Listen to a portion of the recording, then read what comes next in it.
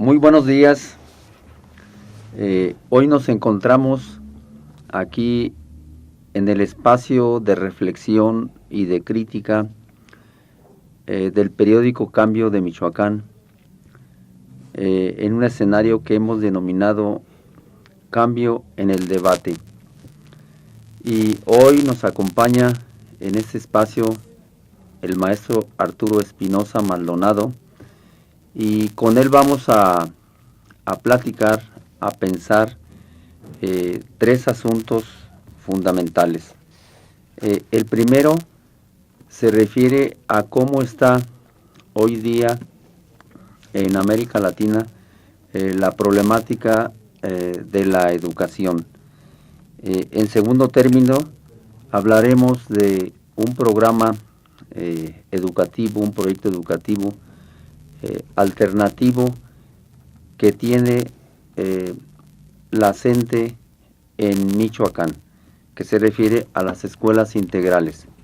Y por último, pensaremos un momento en ese acuerdo o minuta que el Movimiento Democrático de Maestros y Maestras en Michoacán le ha arrancado al gobierno del estado, en este caso encabezado por Fausto Vallejo Figueroa.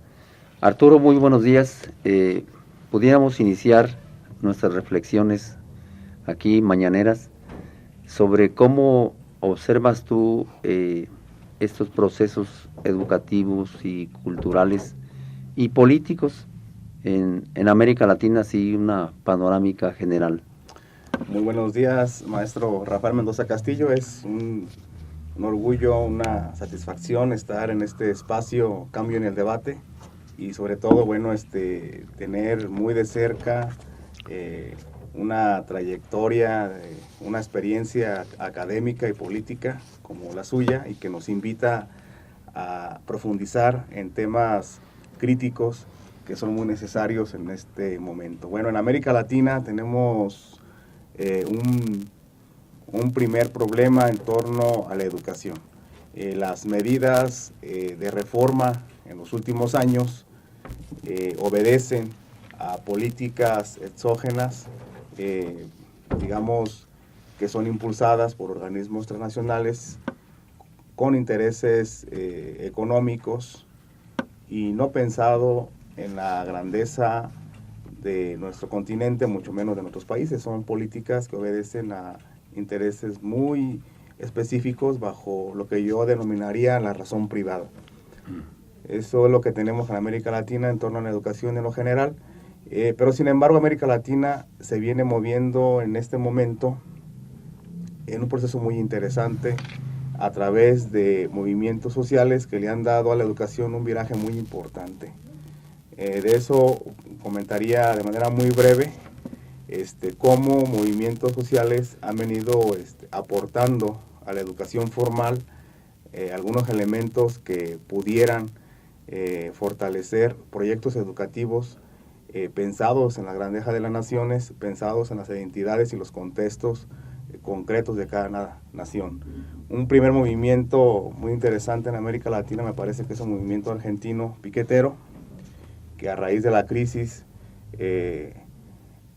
argentina muy conocida, lograron recuperar espacios productivos en ambientes sumamente educativos.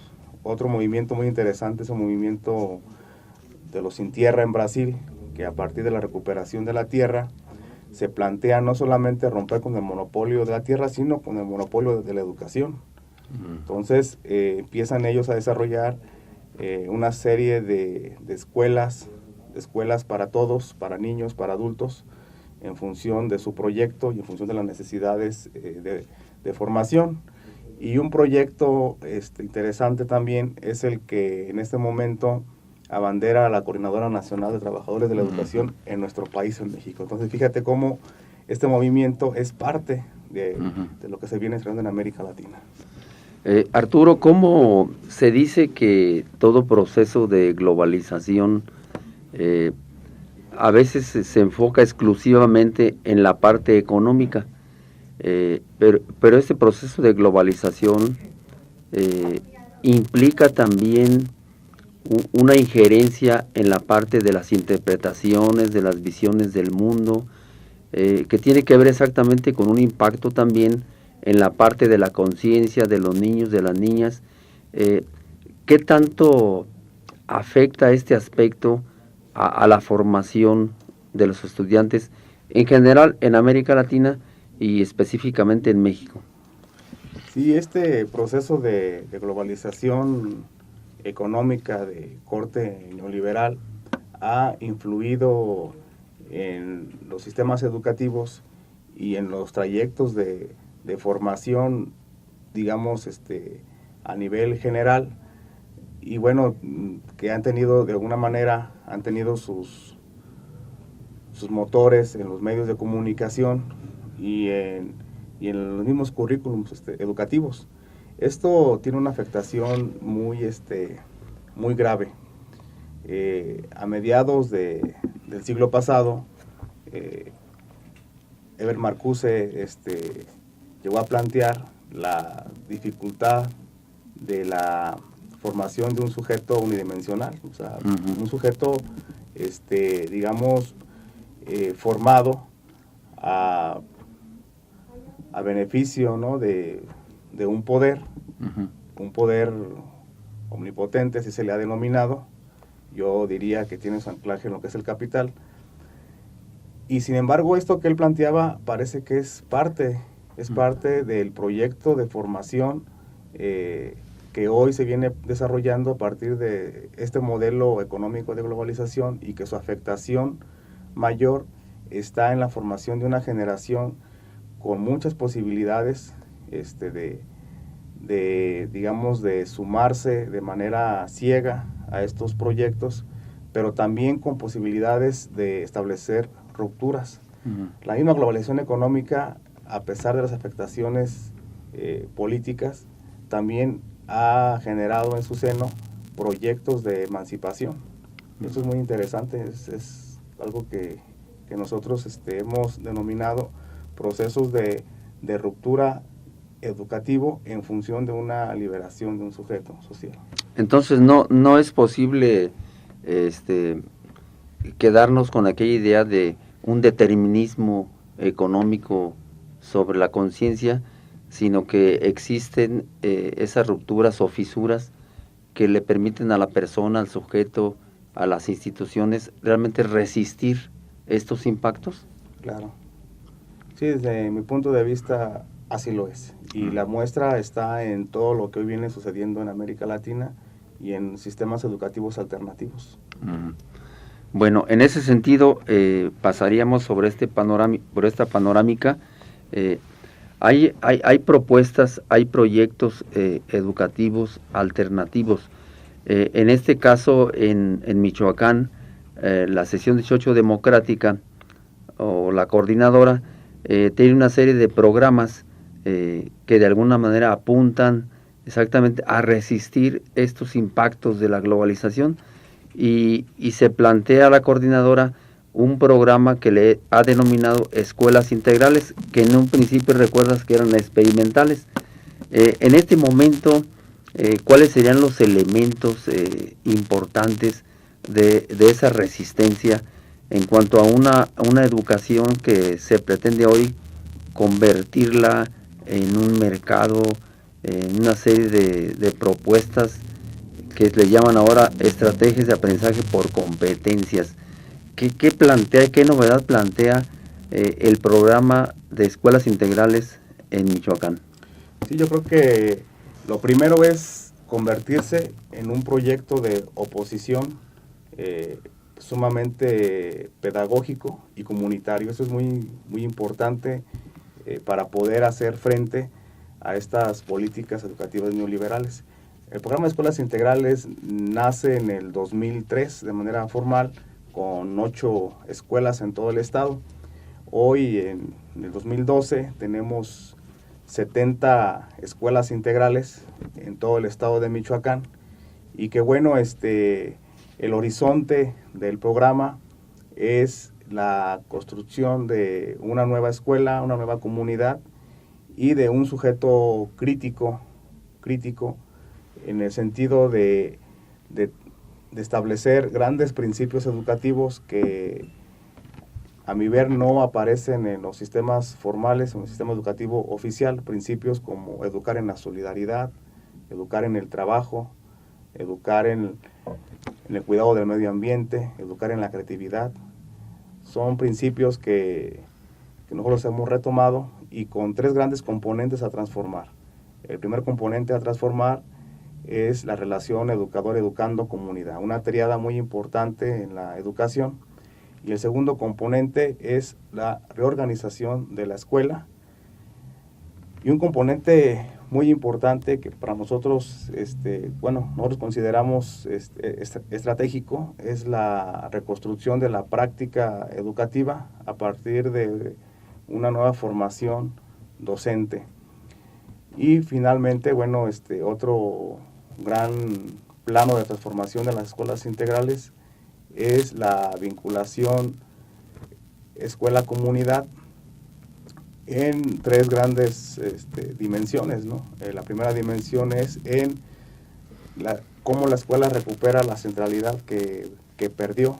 Yo digo que sí está perdida, sí hay dificultades. La escuela hoy ocupa un lugar muy lateral, no muy protagónico dentro de la comunidad.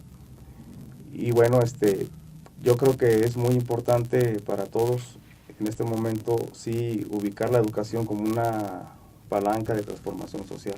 La escuela integral es eso, pero sobre todo es una oportunidad de poder diseñar una nueva política educativa desde la escuela.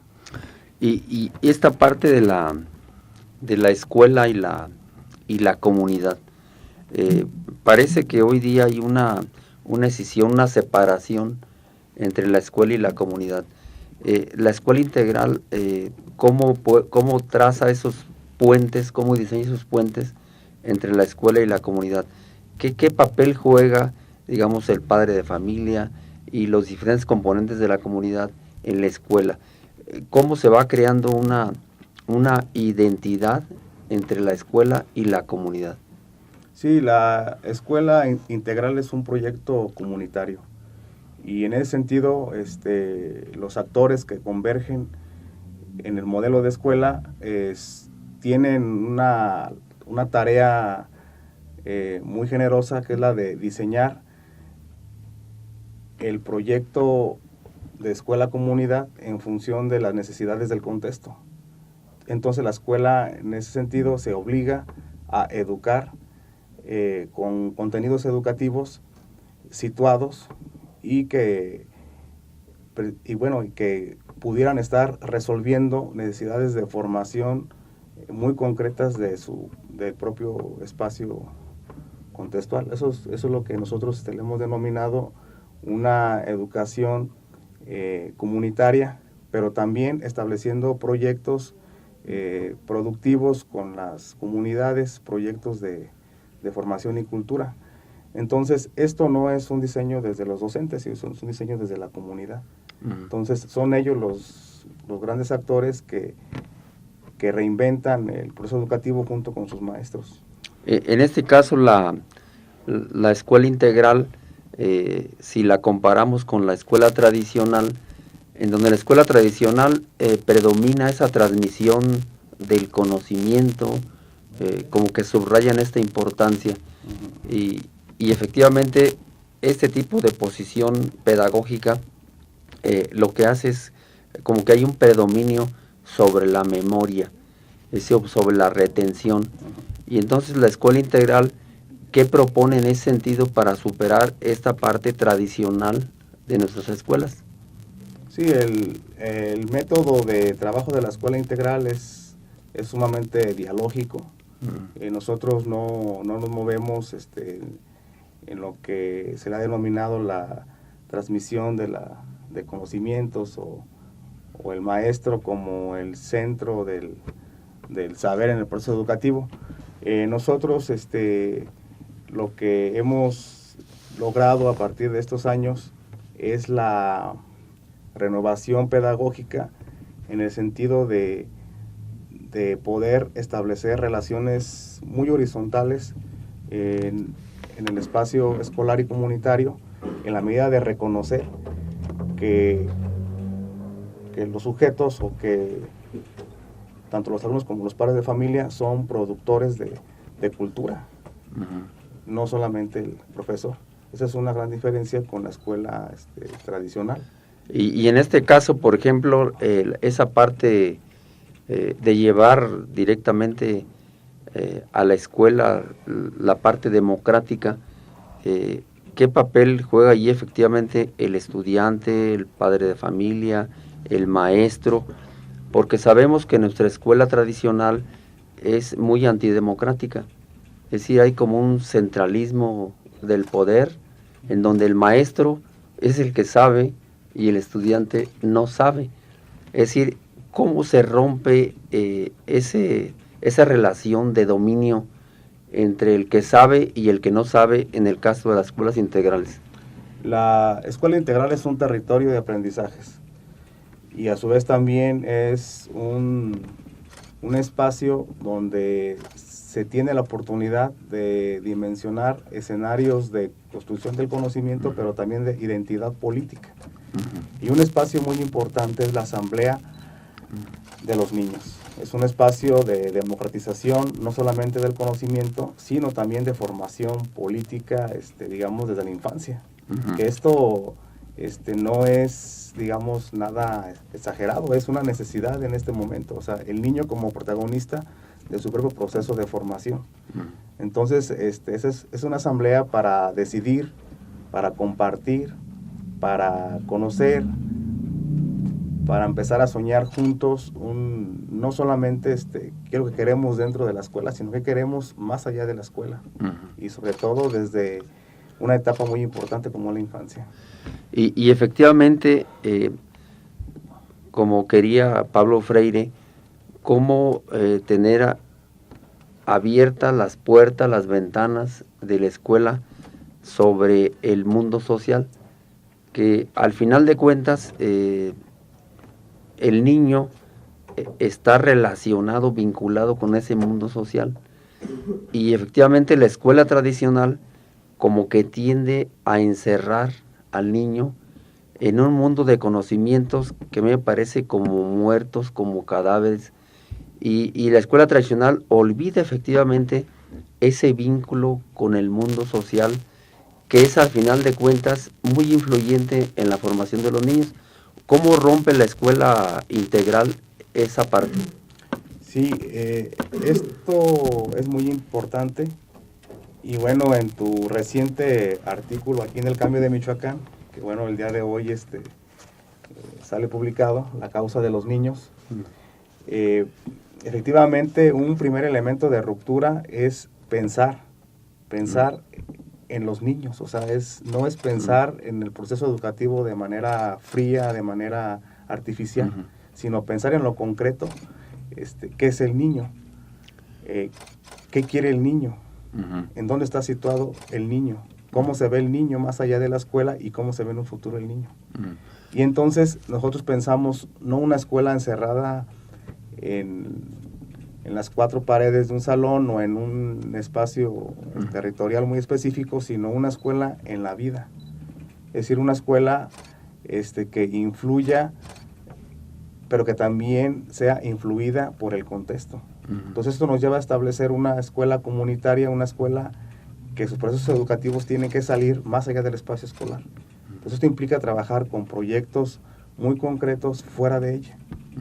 Entonces la comunidad es un espacio de aprendizaje muy interesante, ¿no? Entonces hay contenidos, hay métodos, hay prácticas que yo creo son más efectivos si se llevan incluso fuera del propio espacio escolar. Las expediciones pedagógicas o las salidas más allá de la escuela, donde se tiene contacto directo con la realidad, pues son alternativas muy interesantes y que están dentro del modelo de la escuela. La ruptura en ese sentido es que tanto el maestro como el alumno como el padre de familia se dé cuenta que el gran educador no es el maestro ni es la escuela, sino que es la propia vida. En ese sentido, la propuesta entonces de escuelas integrales tiene componentes pedagógicos, filosóficos, sociológicos, que al final del día se pretende construir un sujeto que de alguna manera sea sensible a la parte social.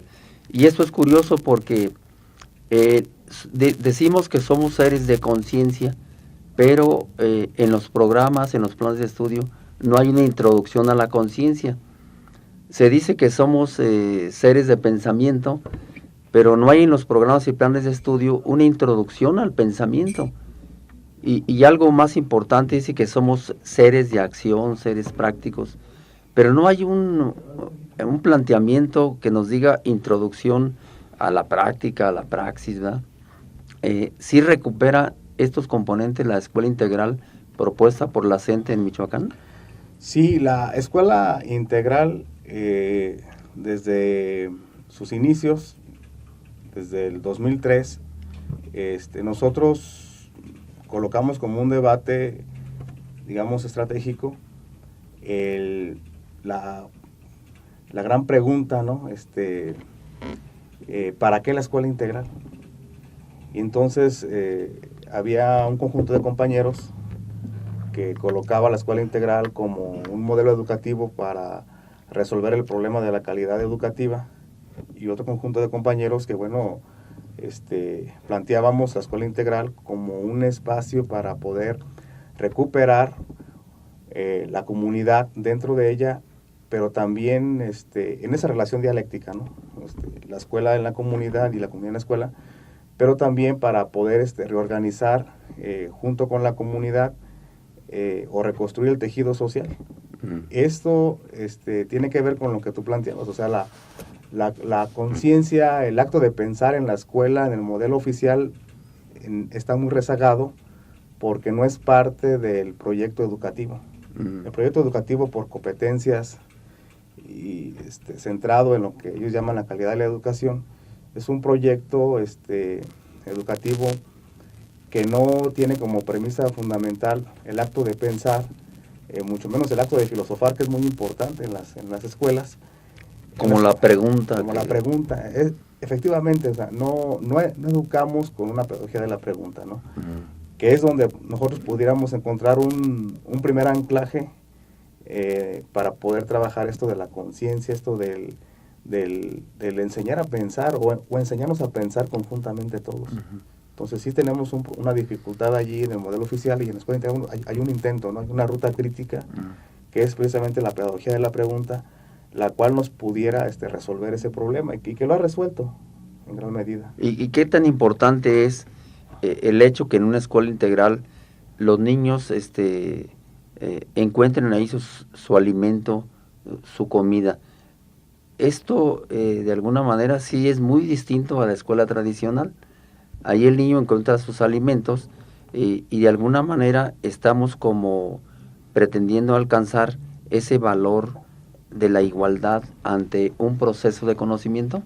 Sí, bueno, poner nada más rápidamente como antecedente, la escuela integral tiene una jornada comunitaria de 8 horas y son procesos sumamente comunitarios.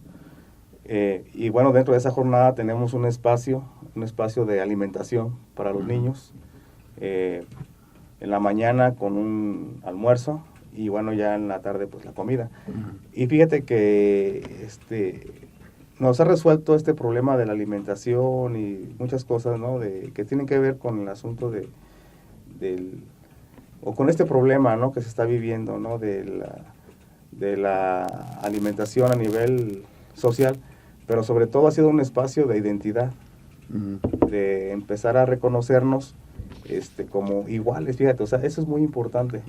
En las escuelas, desde mi punto de vista, se han empezado a generar, o se ha venido generando desde hace ya mucho tiempo, problemas en cuanto a la convivencia social o al reconocimiento de todos en un espacio concreto. Es un problema muy, muy complicado, y la escuela integral precisamente ha apuntado a construir escenarios donde pudieran romperse esos problemas de la convivencia, de la solidaridad. Y esta parte de cómo se da hay un rechazo a todo lo que son las evaluaciones, las pruebas estandarizadas.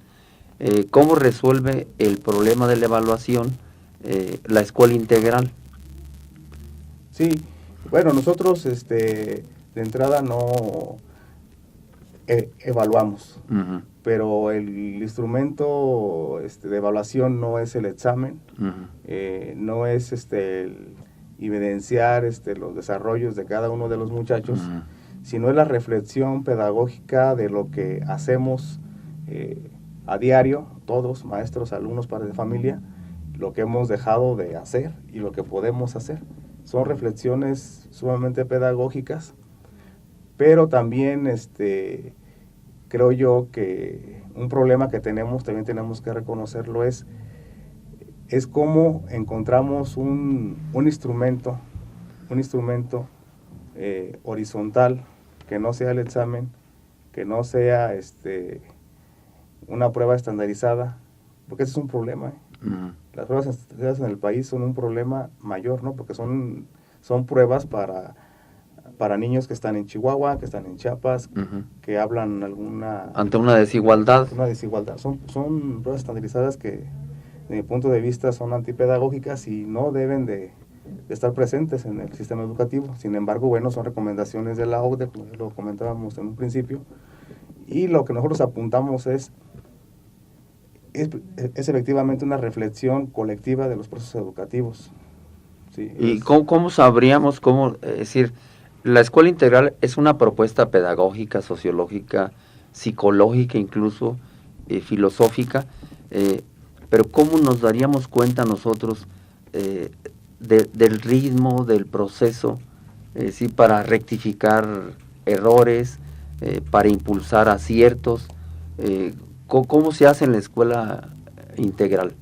A partir de la combinación de dos elementos, la teoría y la práctica. ¿Sí? Aprender haciendo y construyendo juntos una infraestructura pedagógica que deje evidencias de lo que todos vamos aprendiendo. El problema de la escuela oficial es que las horas de clase efectiva que se tienen se llevan en suministrar conocimientos, contenidos, es depositar. Como si el niño fuera una alcancía. Como la escuela bancaria que decía Paulo Freire. ¿No? O sea, llegas, depositas o retiras. No hay un momento para reflexionar, para socializar, para investigar dentro de la escuela incluso. Entonces, una escuela donde tenemos espacios para reflexionar, para investigar, para formarnos en los problemas comunes que se van presentando, para reflexionar, para analizar, para sistematizar. Es una escuela que no necesita de exámenes, y mucho menos de exámenes estandarizados, o de ese tipo de evaluaciones. Bueno, entonces en ese sentido consideramos que la escuela integral realmente constituye, al mismo tiempo que es una resistencia a un modelo de educación muy opresor, muy dominador y muy excluyente, porque es excluyente, en donde efectivamente aquí estamos viendo hoy en la jornada donde la Universidad Michoacana queda fuera 2,000 aspirantes. Es decir, aquí hay un problema muy serio en cuanto que no se le está dando importancia a la parte educativa, y al mismo tiempo estos exámenes realmente son excluyentes. ¿Por qué razón? Porque efectivamente hay una desigualdad de origen en los estudiantes. Y entonces, en ese sentido, de ahí el rechazo fundamental de la CENTE a todo aquello que clasifica, que ordena y que margina. Al final de cuentas es una marginación, y uno se pregunta ¿a dónde irán los 2,000 aspirantes que quedan fuera de la Universidad Michoacana? ¿Cómo te los imaginas tú a estos rechazados? Es parte de, bueno, es un resultado del sistema económico que estamos viviendo. Es un resultado, ¿no? Es un sistema económico, como tú comentas, excluyente, y que, bueno, no es gratuito que esto se esté generando.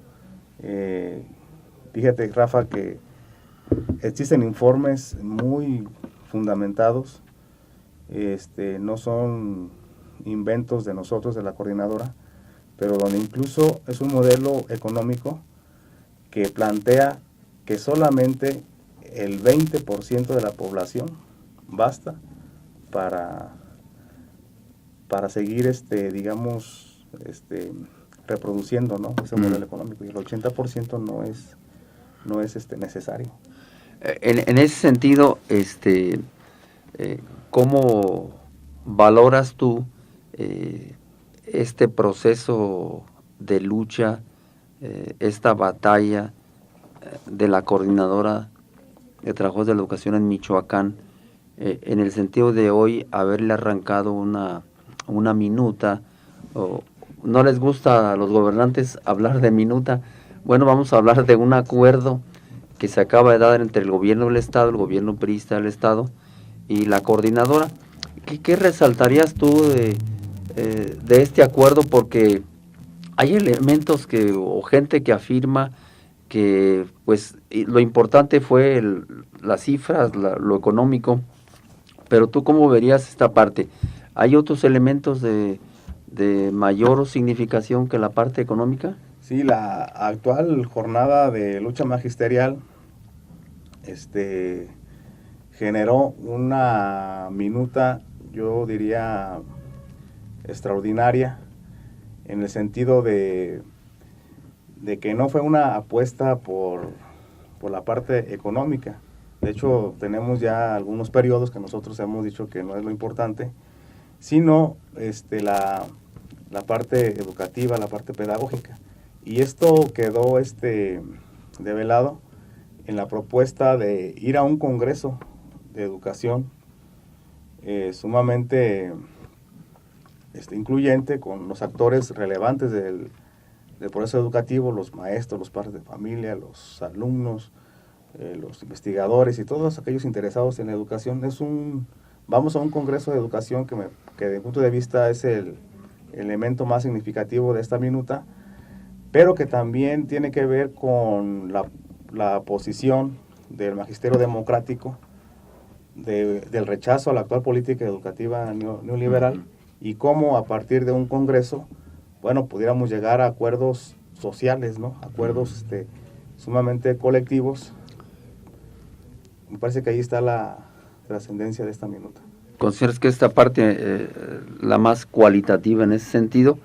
Y efectivamente se demuestra en la práctica cómo el maestro y la maestra, en este caso de la CENTE, rechazan por la vía de los hechos, pues yo diría una imposición donde el maestro no participa en las decisiones educativas, donde el poder efectivamente se centraliza en una mafia dentro del sindicato nacional encabezada por el Bester Gordillo, y cómo el maestro efectivamente, al maestro todo le llega a las escuelas, le llegan los horarios, planes de estudio, una serie de reglamentos, y entonces como que se le despoja, se le quita, se le expropia al maestro ese poder de decisión. ¿Tú cómo ves este aspecto? Sí, yo creo que todo esto que tú has señalado, Rafa, es lo que nos ha llevado a nosotros a recuperar en la vía de los hechos nuestra materia de trabajo. Ese es el reto mayor del magisterio en Michoacán, y que no tiene que ver con conquistas de tipo salarial, sino con recuperar, ocupar el espacio educativo. Muy bien, pues Arturo, ¿quisieras agregar alguna conclusión en ese sentido? Bueno, nada más comentarle a todos aquellos que nos escuchan, que nos están viendo, comentarle que el magisterio michoacano continuará en la defensa de la educación pública y también en la construcción de un proyecto educativo con todos los actores interesados en la educación, con todos los sectores. Y bueno, agradecerle, maestro Rafa, el espacio que hoy nos brinda y que nos ayuda mucho para seguir difundiendo lo que somos como magisterio michoacano y lo que queremos ser. Pues muchas gracias. Aquí dejamos por hoy este espacio, Cambio en el Debate.